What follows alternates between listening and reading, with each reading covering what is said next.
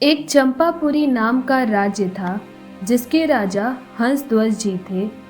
वो परम धार्मिक थे और धर्मपूर्व तरीके से शासन करते थे। प्रभु की भक्ति और योद्धाओं की श्रेष्ठता में उनकी बहुत रति थी और वो पूरी प्रजा का अपने पुत्र की तरह पालन करते थे। उनके पुत्र का नाम सुधन्वा था।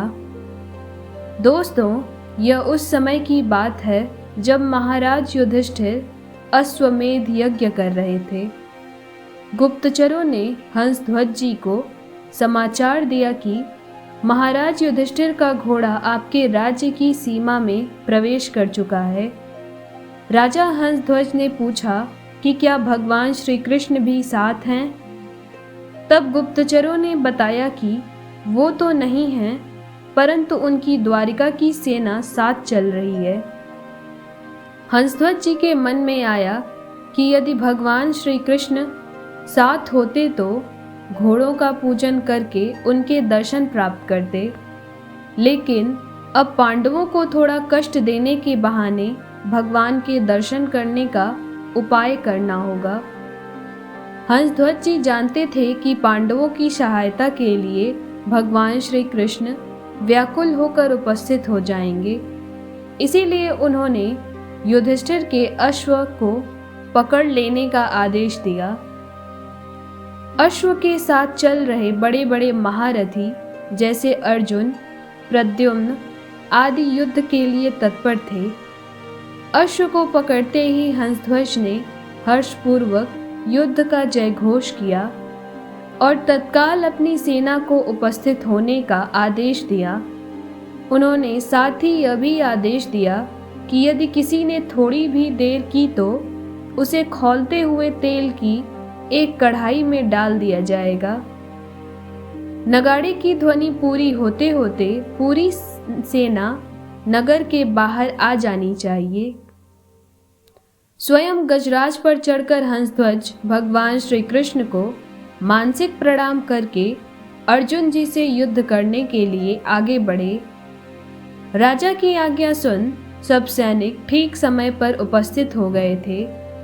आदेश अनुसार वहीं एक बड़ी कढ़ाई में खौलता तेल डालकर रखा जाने लगा कि यदि कोई विलंब करेगा तो उसे कढ़ाई में डाल दिया जाएगा। जितने भी वीर योद्धा थे वे सब उपस्थित हो गए थे, परंतु उनके स्वयं अपने पुत्र सुधन्वा जी समय पर नहीं आए। दोस्तों, सुधन्वा जी भगवान के बहुत बड़े भक्त थे। हर समय श्री कृष्ण नाम का जप करते रहते थे। ज्यों ही युद्ध की घोषणा हुई, वो अस्त्र शस्त्रों से सुसज्जित होकर अपनी माता के पास गए और प्रणाम करते हुए कहने लगे कि माँ, आज मेरे जीवन का परम लाभ उपस्थित हुआ है, क्योंकि आज मुझे अर्जुन से युद्ध करना है। आज युद्ध कौशल के द्वारा उनको मैं ऐसा तृप्त और व्याकुल करूँगा कि उनके सारथी प्रभु श्री कृष्ण की हमारे ऊपर कृपा दृष्टि पड़े। पर हो सकता है कि मैं वापस ना आऊँ, इसीलिए आपसे आशीर्वाद मांगता हूँ कि भगवान के साक्षात्कार की अपनी कामना पूर्ण कर सकूं। उनकी माता ने उन्हें कामना पूर्ति का आशीर्वाद देते हुए विदा किया। इसके बाद उनकी बहन ने आकर उन्हें तिलक लगाया, आरती की और उनको युद्ध में विजय की शुभकामना दी। आगे बढ़े तो सुधन्वा जी की पत्नी प्रभावती, जिनसे अभी अभी विवाह हुआ था, मुस्कुराती हुई सामने आई। सुधन्वा जी को युद्ध के लिए तैयार देख कहने लगी, स्वामी, मैं जानती हूँ आज आप महाबली महारथी अर्जुन से युद्ध करने जा रहे हैं, पर यह भी जानती हूँ कि वहाँ से वापस आ पाना संभव है। पर इतनी तो कृपा कर दो कि आपके बाद आपको जलांजलि देने वाला कोई हो। सुधन्वा जी ने कहा, तुम धैर्य रखो, मैं श्री कृष्ण के बल से अर्जुन को परास्त करके वापस लौटूंगा। तब प्रभावती ने कहा, नाथ, आज तक मैंने ऐसा नहीं सुना कि जो श्री कृष्ण से मिलने के लिए गए वो वापस लौटे। बाहर कढ़ाई में तेल खौल रहा है और राजकुमार सुधन्वा जी को समय पर आया ना देखकर महाराज हंसध्वज को बहुत कष्ट हुआ कि सुधन्वा ही मेरी आज्ञा का उल्लंघन कर रहा है। सुधन्वा जी अपनी पत्नी के पुत्र कामना के भाव को पूर्ण करने के लिए रुके थे, पर महाराज को ये पता नहीं था। हंसध्वज जी ने तुरंत जल्लादों को आज्ञा देते हुए कहा कि सुधन्वा को पकड़कर लाया जाए और खौलते तेल में डाल दिया जाए। ज्यों ही आज्ञा हुई तो सैनिक तुरंत गए और उधर सुधन्वा जी स्नानादि कर पवित्र होकर बाहर निकल रहे थे। सुधन्वा जी से सैनिकों ने कहा कि महाराज का आदेश है कि आपको बंदी बनाकर ले जाया जाए और खौलते तेल में डाल दिया जाए, क्योंकि आपने विलंब किया है। तब उन्होंने उत्तर दिया कि पहले हमें महाराज के सामने पहुंचने दीजिए। पिता के सामने जाकर सुधन्वा जी ने प्रणाम किया, पर महाराज ने अपनी बात दोहराते हुए कहा कि हमारी आज्ञा के उल्लंघन का जो निर्णय है वही बर्ताव इनके साथ किया जाए। महाराज हंसध्वज के शंख और लिखित नाम के 2 आचार्य थे जो सुधन्वा जी के नाम जप और भक्ति से बहुत जलते थे। अब उनको अवसर मिला तो राजा के पूछने पर उन्होंने सुधन्वा जी को आज्ञा अनुसार खौलते तेल में डालकर मृत्यु दंड देने को कहा और साथ ही चेतावनी दी कि यदि पुत्र मोह में आकर उन्होंने उनकी बात नहीं मानी तो वो उनका त्याग कर देंगे। मंत्रियों ने राजा को समझाने की चेष्टा की, पर राजपुरोहित के विरुद्ध हंसध्वज जी नहीं जा सकते थे। सुधन्वा जी अर्जुन को व्याकुल कर श्री कृष्ण दर्शन की अपनी कामना अपूर्ण होती देख व्याकुल होने लगे।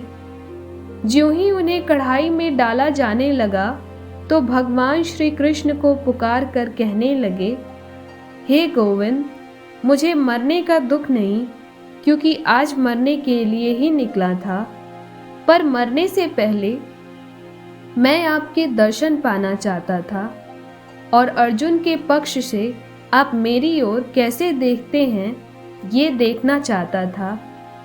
यदि अर्जुन के बाणों से भेदा जाता और आप सामने होते तो मुझे आनंद मिलता, पर ये कायरों की तरह कढ़ाई में मृत्यु को प्राप्त होऊंगा। हे प्रभु, मुझ पर कृपा करिए और मेरी कामना पूर्ण करिए। युद्ध स्थल में अर्जुन को व्याकुल करते हुए अपने बाणों से आपकी पूजा करते हुए मरने में मुझे संतोष होगा। सुधन्वा जी हे श्री कृष्ण, हे श्री कृष्ण, हे श्री कृष्ण जपने लगे और उन्हें कढ़ाई में डाल दिया गया। काफी देर खौलते तेल में रहने के बाद भी सुधन्वा जी का एक रोम भी नहीं जला। सबको बड़ा आश्चर्य हुआ, क्योंकि सबके सामने तेल खौल रहा था, परंतु नाम का ऐसा चमत्कार था कि सुधन्वा जी प्रसन्न मुद्रा में श्री कृष्ण नाम का जप कर बैठे थे। राजपुरोहित विचार करने लगे कि आग तो जल रही है, पर सुधन्वा जी को कुछ नहीं हो रहा है। उन्होंने एक नारियल को कढ़ाई में डलवाया तो खौलते तेल से फटकर वो नारियल शंख और लिखित के सर में लगा। तेल की गिरी बूंदों से उनके मुख पे फफोले पड़ गए। इससे निश्चित हुआ कि सुधन्वा जी श्री कृष्ण नाम के बल से जीवित हैं, इसीलिए आग उन्हें जला नहीं सकती। दोनों पुरोहित शंख और लिखित सोचने लगे कि हम अपने शास्त्र ज्ञान के गर्व में भगवान की भक्ति का तिरस्कार करते थे। आज सुधन्वा जी के नाम जप का प्रभाव देख ही लिया। इतने में सुधन्वा जी को बाहर निकाल दिया। तभी दोनों पुरोहित एक भक्त का विरोध करने के लिए स्वयं को धिक्कारते हुए उसी कढ़ाई में कूद गए। सुधन्वा जी श्री कृष्ण नाम जपते रहे और तुरंत कढ़ाई में सब शीतल हो गया। दोनों आचार्य सुधन्वा जी के चरणों में गिर पड़े और उन्हें हृदय से लगाकर कहने लगे, प्रिय राजकुमार, आज तुम्हारे स्पर्श से हम पावन हो गए। तुम्हारी कृपा से आज ये समझ आया कि भगवान के नाम में जो शक्ति है वो किसी भी दूसरे साधन में नहीं है। तुम ही हमारा उद्धार करोगे। जाओ, युद्ध करो और अपनी कामना की पूर्ति करो। राजा ने घोषणा की कि आज उनके स्थान पर सुधन्वा सेनापति का पद संभालेंगे। सुधन्वा जी कब प्रत्यंचा चढ़ाते और कब बाण छोड़ते, बड़े बड़े सैनिक यह देख ही नहीं पा रहे थे। जब अर्जुन ने सुधन्वा जी को बड़े बड़े महारथियों को मूर्छित करते देखा तो उन्होंने स्वयं अपने गांडीव धनुष की प्रत्यंचा खींची और सामने आकर खड़े हो गए। अर्जुन ने सुधन्वा जी को युद्ध के लिए ललकारा तो सुधन्वा जी ने निर्भयता पूर्वक हंसकर कहा, हे पार्थ, आपने बहुत सी लड़ाइयाँ लड़ी हैं और विजय को प्राप्त हुए हैं, पर तब आपके सारथी श्री कृष्ण थे।